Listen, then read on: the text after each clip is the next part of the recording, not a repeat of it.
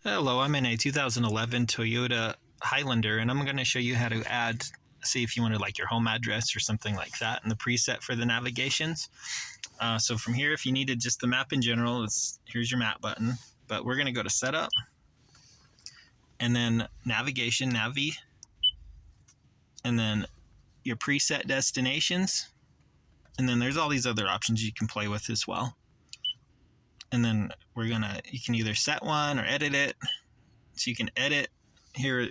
This one already has a house saved, so you could go in and change an address if you want. Or if you need to add a new one, we'll just set.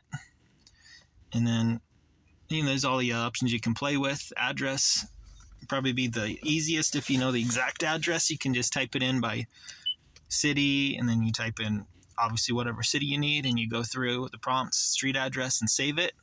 And as you saw on the other screen, you have up to 5 addresses you can save to make it easier for just clicking on something real quick, maybe like, again, your home or maybe your work, something like that. But otherwise, I hope this was helpful to you, and hope you have a wonderful day.